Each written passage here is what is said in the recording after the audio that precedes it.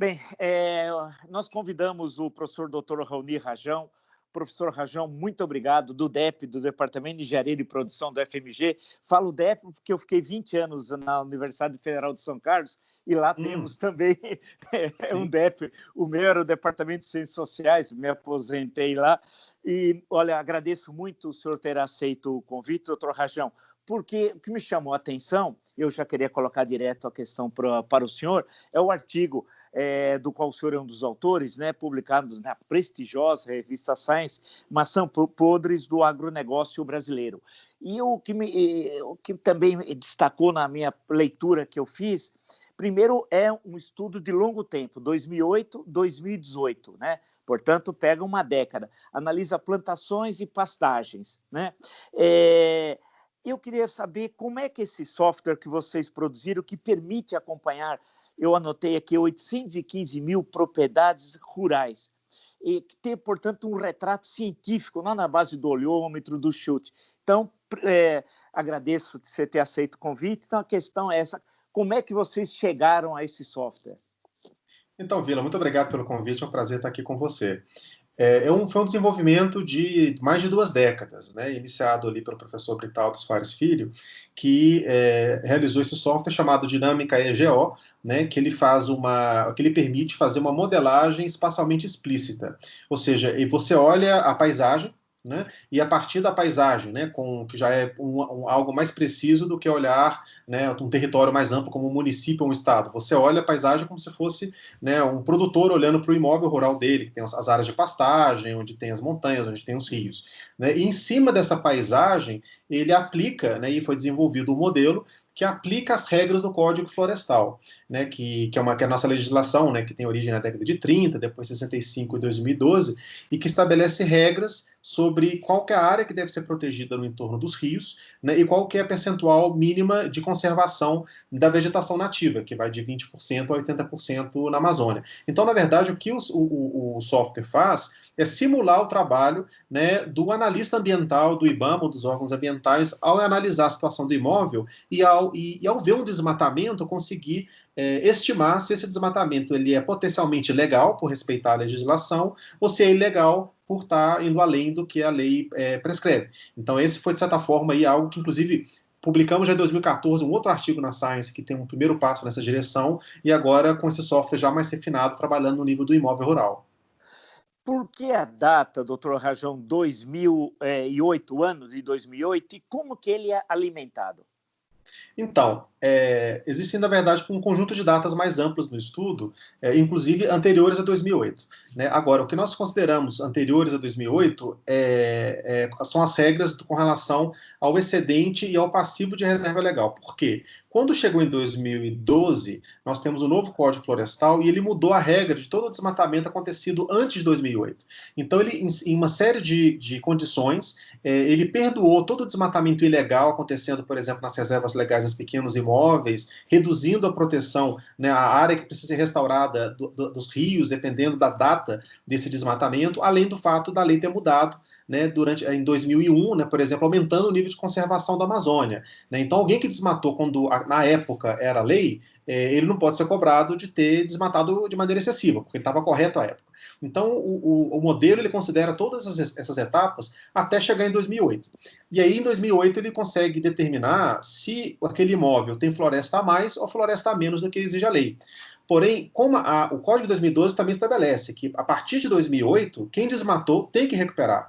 Ou seja, não é esse estoque de déficit de reserva legal, né, que pré-2008, onde você tem 20 anos para recuperar. O desmatamento 2008 tem que recuperar na hora, ele é crime ambiental.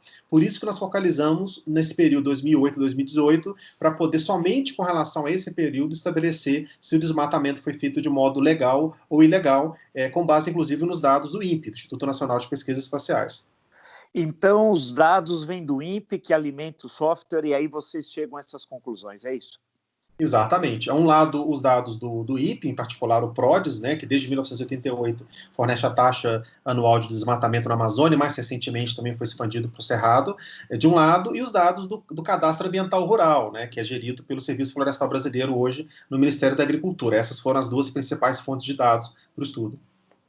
Eu fiquei impressionado com o número, doutor Rajão. 20% das exportações do país são provenientes de desmatamento à margem da lei. É um número realmente expressivo, né? Isso em relação a grãos e carne.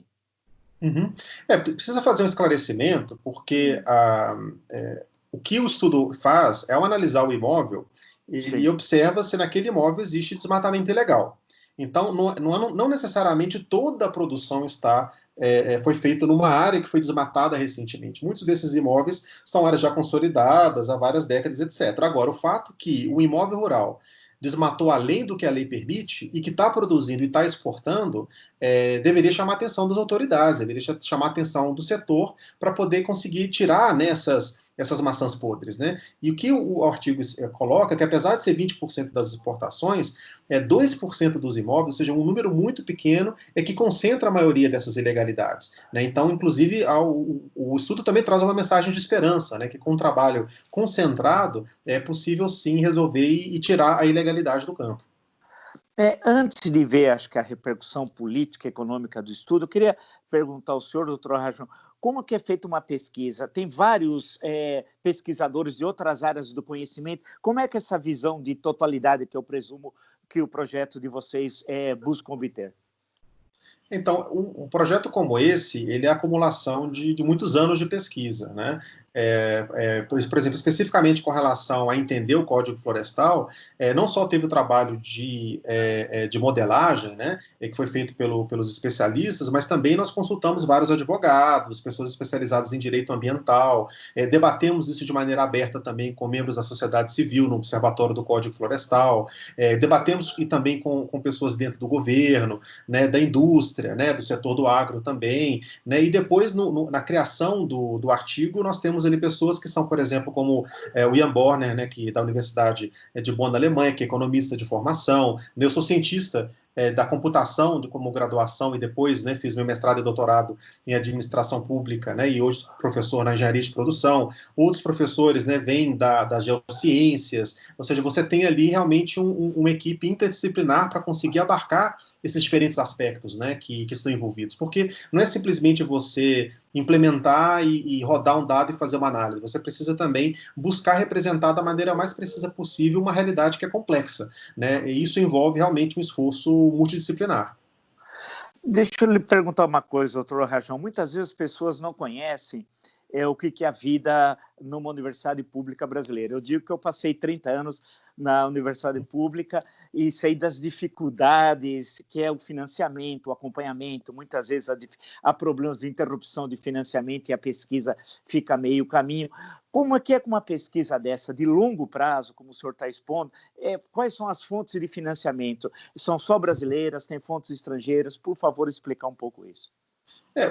Quando nós temos um laboratório, que é um laboratório muito substancial, são cerca, né, de 30 pessoas, né, algumas entram, outras saem, né, além dos parceiros internacionais. Então é um esforço contínuo, digamos, quase de ser um empreendedor da ciência, né, porque você de fato tem que buscar as diferentes fontes.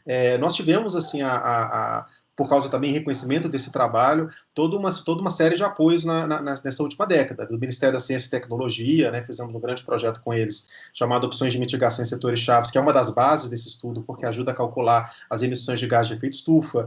Tivemos também algo que também alimentou esse estudo, que foi um trabalho que nós fizemos com o Banco Mundial, junto com o Ministério da Economia, antes fazendo e depois ele continuou na transição, e foram feitas algumas entregas.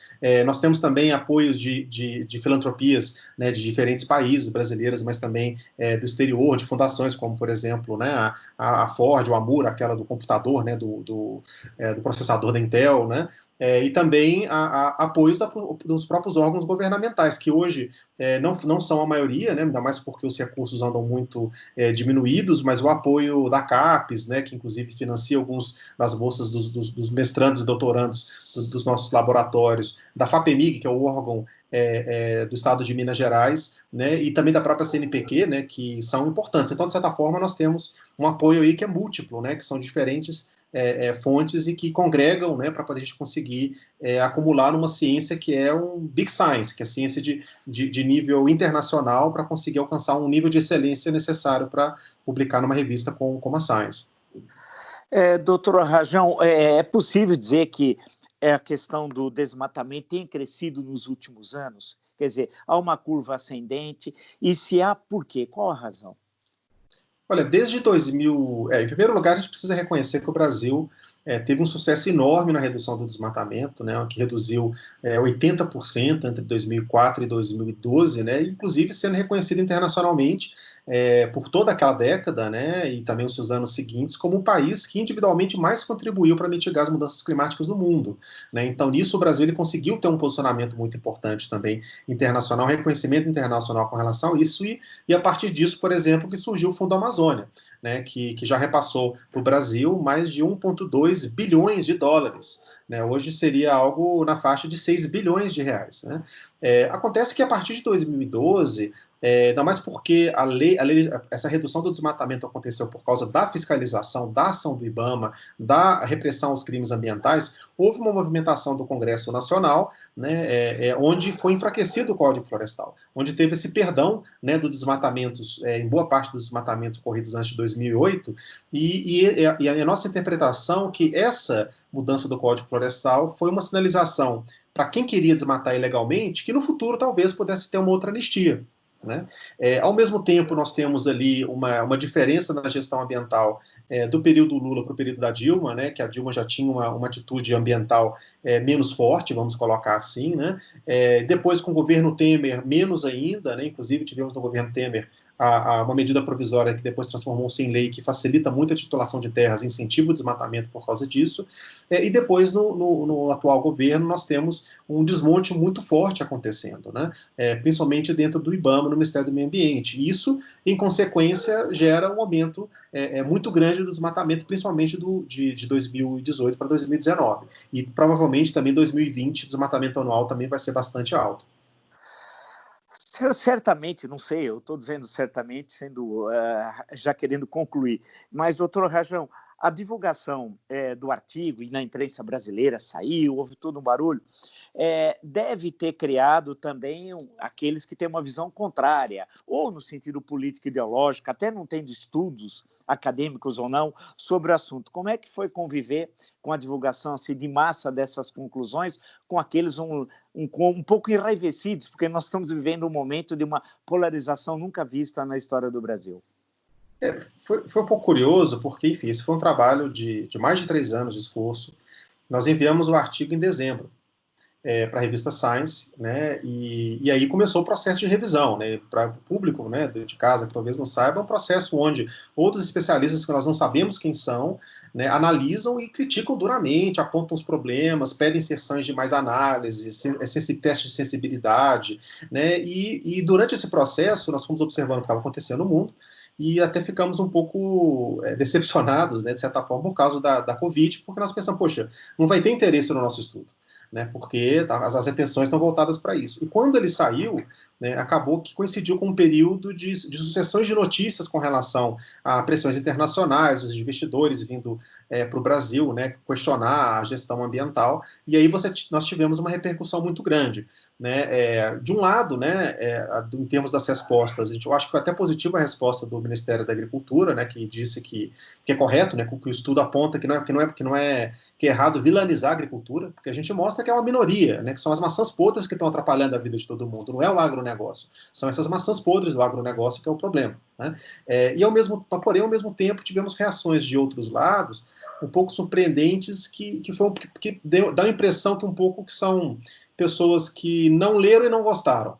Né, talvez tenham reagido à forma com que a mídia colocou, algumas delas fizeram algumas afirmações na mídia que não são coerentes com o que está no texto, né, mas enfim, o debate científico é esse, né, vão ter oposições e críticas, o que a gente espera é que essas críticas sejam feitas cientificamente, que quem tem algum questionamento, alguma sugestão de melhor, o faça escrevendo uma carta, enviando isso à revista, que também vai ser submetida a uma revisão dos autores, porque o que não pode ter, Vila, é achismo.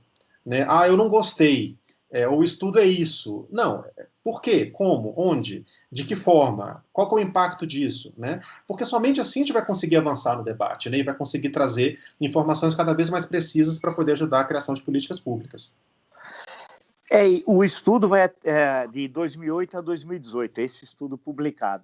E o que aconteceu, se é possível, já tem alguns resultados preliminares, de 2009 até hoje, até metade agora de 2020, cerca nesses 19 meses do atual governo. A tendência é a mesma? Houve uma melhora, uma piora? Doutor Arjão, o que é possível identificar?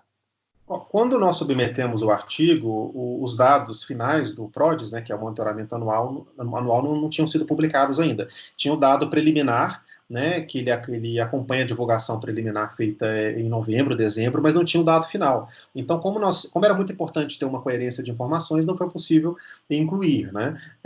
Então, é muito difícil dizer se esse aumento desse desmatamento que nós estamos vendo, seja no dado anual de 2019, seja no dado dos alertas, né, que pode ser calculado mensalmente, e que mostra o aumento, até que ponto isso está ou não vinculado a essas exportações, a essa produção agropecuária, ou até que ponto eles estão ligados, por exemplo, a invasões de terras públicas, e que são desmatamentos para aquisição de terras, mas não para produção, né? Pelo menos não no curto prazo. Né? Então, seria necessário estudos adicionais. Estamos, inclusive, avançando no estudo, a pesquisa não para, né? E pretendemos, no futuro, também ter um olhar com mais cuidado sobre o que está acontecendo nesses últimos meses. Não sei se é possível uma opinião sua, não da equipe, claro, mas a questão do Fundo Amazônia, que o senhor fez referência há momentos atrás, 1,2 bilhão, se eu não estiver enganado, né, de dólares, lembre-se, né, que foi encaminhado ao Brasil e foi utilizado nessas diversas pesquisas, e, entre outros, em ações do IBAMA, etc. Qual é a Amazônia para região da Amazônia e do Cerrado? É bom lembrar que o Cerrado, parte dele está na Amazônia Legal, né? Que muitas vezes as pessoas confundem, doutor Rajão, o estado do Amazonas com a Amazônia Legal. Primeiro, se fosse possível, por favor, o senhor explicar o que é a Amazônia Legal, né? E depois a importância do Fundo Amazônia. Não, então, a Amazônia Legal é um conjunto de estados, e na verdade um trecho do estado do Maranhão, né, que engloba não só a região norte, mas também partes da região centro-oeste, até um pedaço do nordeste, que é essa metade do Maranhão. Né, e que foi uma área de planejamento econômico definida na década de 50. Né. Outra coisa é o bioma amazônico. Né, onde você tem a floresta amazônica, né, sendo que na Amazônia Legal você tem seja floresta amazônica, seja trechos também de cerrado, como por exemplo no sul do estado de Mato Grosso, né, que não é bioma floresta amazônica, é um outro bioma que é o cerrado, que tem inclusive níveis de conservação diferentes. Né. E o Fundo Amazônia ele surge com esse foco no bioma da floresta, né, que teve aí doações principalmente da Noruega, mas também da Alemanha, e que era uma conta muito simples. Se o Brasil reduzisse o desmatamento para abaixo da média, ele recebia um prêmio. E ele tinha que usar esse prêmio, né, que é esse recurso doado, para ações de combate ao desmatamento. Sendo que 2/3 desse recurso foram investidos pelo governo, foi dinheiro que foi utilizado pelo governo estadual e federal, 1/3 para as ONGs. Né? E mesmo as ONGs, assim como o governo, a principal foco do gasto do recurso foram ações estruturantes, por exemplo, de implementação do cadastro ambiental rural, que significa que, em vez do produtor gastar do próprio bolso, na época eram até 3, 4 mil reais, para poder fazer o cadastro, vinha uma equipe paga pelo recurso do Fundo Amazônia e fazia isso para o próprio produtor. Então, na verdade, o Fundo Amazônia acabou sendo dando um grande subsídio para a produção agrícola ao reduzir os custos também do processo de regularização. E nessa visão, né, enquanto um recurso adicional, ainda mais para uma agenda que tem pouco recurso orçamentário, como o meio ambiente, o Fundo Amazônia realmente é muito importante. Né? E agora que que nós não estamos recebendo mais recursos, porque o desmatamento está subindo, então não tem como o Brasil receber, e ao mesmo tempo, como o país no momento não tem um conselho orientador, que é formado pelo governo federal, estadual e também pelas ONGs, né, pelo setor privado, como esse conselho não foi recriado pelo governo, e como o governo não apresentou um plano claro de desmatamento e efetivo de controle do desmatamento, como nos governos anteriores, infelizmente, no momento, o fundo está suspenso. Né? Então, esperamos aí que a gente consiga, enquanto país, né, arrumar a casa, né, e voltar a receber esse recurso importante. Legal. Puxa, doutor Rajão, muito obrigado aí por o senhor ter apresentado esses esclarecimentos, porque, né, a questão que envolve a primeira pesquisa científica no Brasil, que não é fácil, parodiando Euclides da Cunha, ele dizia que o sertanejo é, antes de tudo, um forte. Eu digo que o pesquisador do Brasil é, antes de tudo, um forte, né? E também numa área tão tensa, né? Porque envolve tudo bem as questões científicas, mas envolve muito uma questão ideológica, e isso que o senhor disse há minutos atrás, um achismo, né? As pessoas tecem considerações sobre a Amazônia sem conhecê-la no sentido acadêmico científico. Então, acho que foi muito bom a nossa conversa, e vamos ver se numa outra oportunidade podemos nos encontrar aí. Muito obrigado.